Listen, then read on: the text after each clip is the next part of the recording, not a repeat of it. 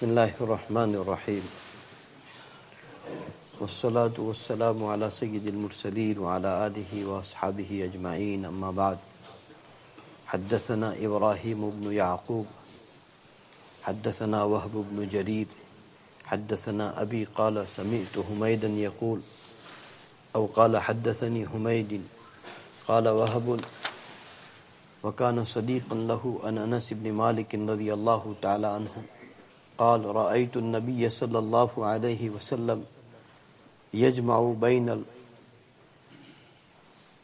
الخربز والرطب. Third hadith sharif from the chapter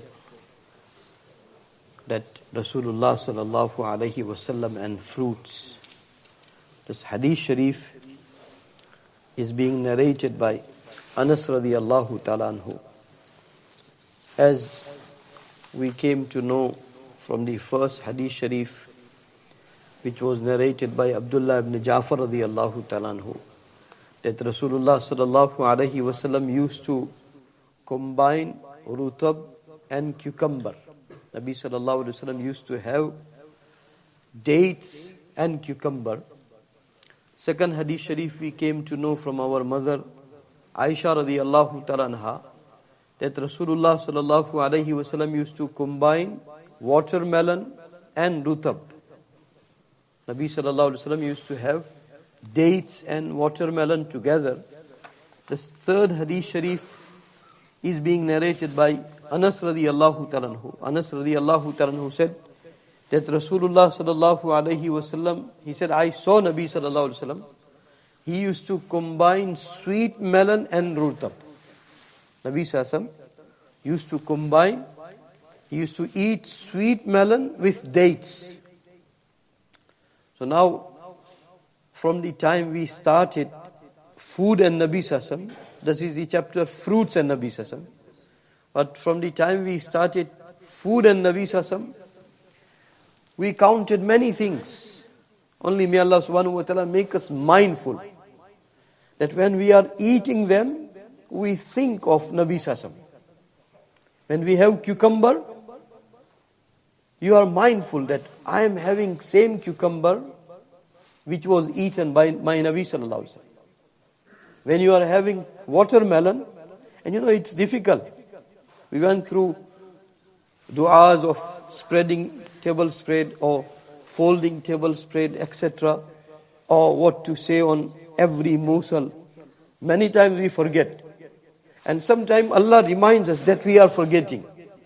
May Allah subhanahu wa ta'ala, give us that consciousness. Whenever you having dates, you be mindful of Nabi sallallahu. That Nabi sallallahu used to have dates. When we have watermelon, may Allah subhanahu wa ta'ala give us that consciousness. If you just switch your intention accordingly, that okay, I am having watermelon because my Nabi sallallahu had it. You will enjoy its taste also, and wallahi you will enjoy noor of obedience of sunnah descending on you, and it will run through your life. You will not sometime even notice. Third hadith sharif we read today, that Nabi sallallahu had rutab and sweet melon. He had dates and sweet melon. We came to know that Nabi sallallahu had chicken. We all have chicken.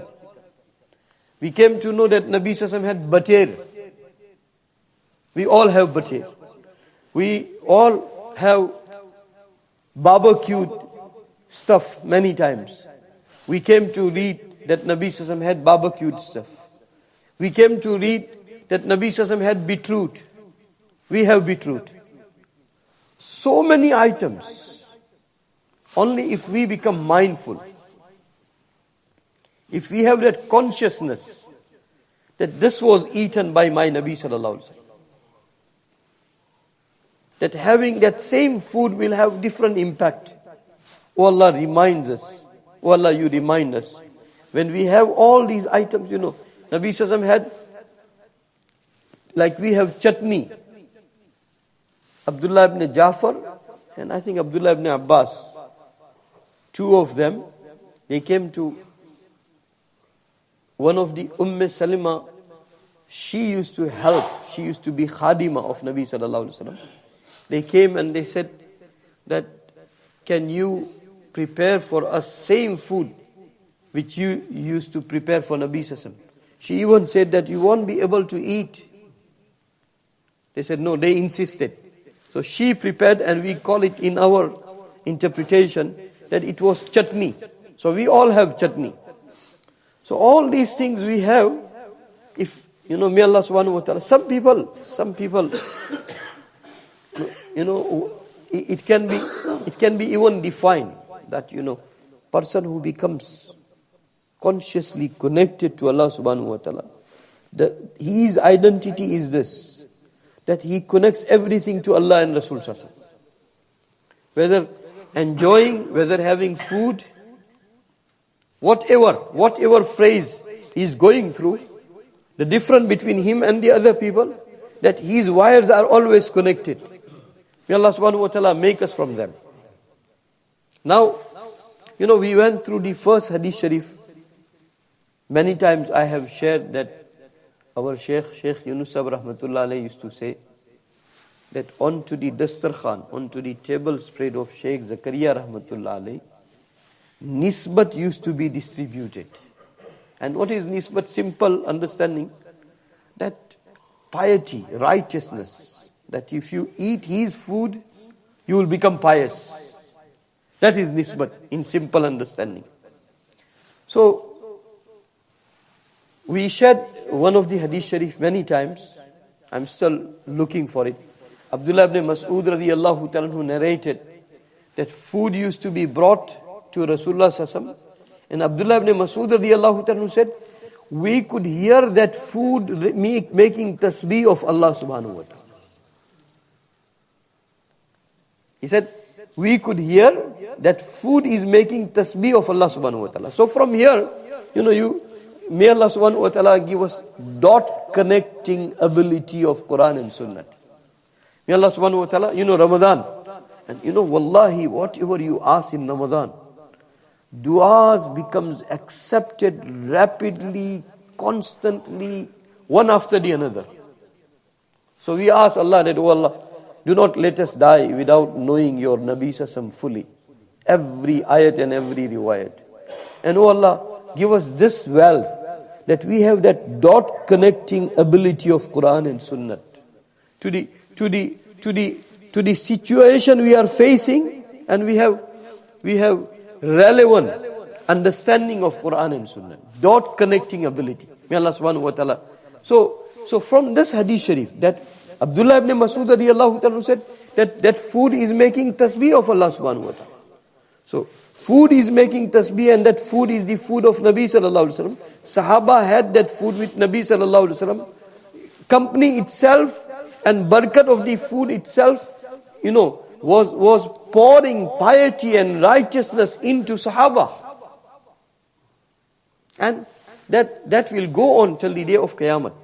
This is one hadith sharif. But one hadith sharif we learn from this chapter of food of Nabi sallallahu alaihi wasallam. Salman al-Farsi, I think, if I'm not mistaken. Salman al-Farsi radiyallahu ta'ala narrated that we all were eating with Nabi sallallahu alaihi wasallam. Eating subject everybody will like. Eating subject everybody will like. May Allah subhanahu wa ta'ala make us obey sunnat every time we eat and everything we do. May Allah subhanahu wa ta'ala give us obedience of sunnat. So, Salman al-Farsi, if I'm not mistaken, he is narrating that we all were eating with Nabi Sassam. He said, when we started food, he said, I have not seen any food with that much of anwarat and barakat and blessing in my life. He says that first. And he said, when we came to the end of that food, he said, I have not seen any food which will have less barakat. So, on one side, let us make dua that there was eyes like Salman. Salman's eyes could see barakat of the food. We are so blind that we don't see. Sometimes we don't even see barakat of the Ramadan. Oh Allah, remove that blindness and give us eyesight, internal eyesight. Salman narrated that beginning, I have not experienced food with barakat so much like that before. And at the end of the food, we saw very less barakat. And Sahaba, they did a lot of ihsan onto us. They did not leave any stone unturned. They solved all the puzzles. So he said, we went to Nabi Sassam and we asked Rasulullah Sassam that why is this? Nabi Sallallahu Alaihi Wasallam said, and that again, that prophetic eyes, what he saw must become our conviction. Must become our conviction. And what type of conviction? Hazrat Maria, one of the wife of Nabi Sassam, lost baby. And Nabi Sallallahu Alaihi Wasallam said, if you want to see your baby in Jannat, I can show him to you in Jannat. She said, I don't need to see. Your seeing is better than my seeing. That is Iman. That is conviction. Whatever. One condition is must. That as long as it comes from Nabi Sassam, that's it. Whatever comes from Nabi Sassam, may Allah make us such till the day of Qiyamah. Whole world says against it, but if it came from Nabi Sassam, then whole world is wrong. My Nabi Sassam can never be wrong. That is conviction. That is Iman. She said, no, your seeing is more sufficient than me. My seeing. And we are entering in the Dajjalic error. Sometime it will make you see what is not reality. Or it will make you see against reality. It will bring it to you that this is truth and it will be a lie. Oh Allah, save us from Dajjal and Dajjaliyat and connect us to your Nabi Sassam. So what Nabi Sassam saw, Sahaba had that conviction. So I was sharing that Salman radiallahu ta'ala said, we asked that why is this case? That when we started food, it was very barakatful. And when we ended food, it was very less barakatful. So Nabi Sassam said that when we started, all of us recited Bismillah Bismillah wa barakatillah. Bismillahi wa barakatihi. Bismillahi wa ala barakatillah. Bismillahi wa ala barakatillah. We started this food and we mentioned Bismillah. Riwayat suggest that sometimes Bismillah will be sufficient. Bismillahi wa barakatillah will be sufficient. Bismillahir Rahmanir Rahim will be sufficient. Allahumma lakal hamdu wa lakal shukr in duration of the food. In duration of the food, Allahumma la uhsi thana'an alayk. That is what is being taught by Nabi Sallallahu Alaihi Wasallam. So he said, when we started, we all said Bismillahi wa barakatillah. But then in duration, while we were about to end that food, one person joined in. And when he joined in, he didn't say Bismillah. So when he did not say Bismillah, Shaitan was looking for an access into our meal. And now, whenever you don't say Bismillah, you give access to Shaitan. So he gave access to Shaitan. Shaitan also participated. And when Shaitan participated, that is became visible to you. That at the end, there was very less barakat because of Shaitan's participation. May Allah subhanahu wa ta'ala give us tawfiq that we say all these azkar and awrad on its correct time. So food and Nabi Sassam, there are so many items we eat and all were eaten by Nabi Sassam. Only if we become mindful. Only if we have consciousness. That is one thing. Mulana recited Surah Al-Qamar. Allah subhanahu wa ta'ala had made mention of many different nations. Allah subhanahu wa ta'ala did begin that. Qayamat is very near. Qayamat is very near. And then Allah subhanahu wa ta'ala mentioned some of the big nations and how was their end. And Allah subhanahu wa ta'ala said, وَمَا أَمْرُنَا إِلَّا وَاحِدَةٌ كَلَمْحٍ بِالْبَصَرِ. All that happens, blinking of an eye. Blinking of eye will take even some time. But when Allah's amr comes, then it doesn't take even that much of time. وَكُلُّ صَغِيرٍ وَكَبِيرٍ مُسْتَطَرٍ. And every minute and every major thing, every small and big thing, Allah subhanahu wa ta'ala said, everything is being recorded into the taqdeer of Allah subhanahu wa ta'ala, into the book of Allah subhanahu wa ta'ala, into the predestiny. And then last ayat, because it is the month of Quran. It is the month of Quran. In the surah, we felt that, we come to know that rise and fall of Roman Empire, everybody knows. Rise and fall of Persian Empire. Rise and fall of Muslims. Rise and fall of Muslims. Exactly on the same way, rise and fall of spirituality. Rise and fall of ruhaniyat. Rise and fall of taqwa. Rise and fall of God consciousness. We are entering in such time that sometime, whether we want or not, willingly or unwillingly, some forces, they are pulling us towards evil. Don't we feel that?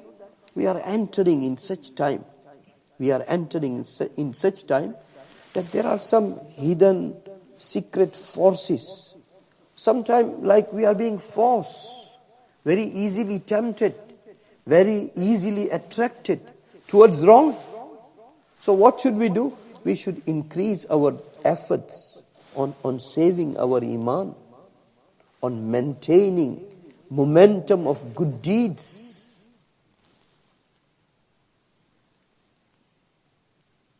Our Sheikh used to say that there are two what you call phrases of the time, of the khair. Khairiyyati uruji and khairiyyati nuzuli. Khair, nothing is khair beside Quran and Sunnah.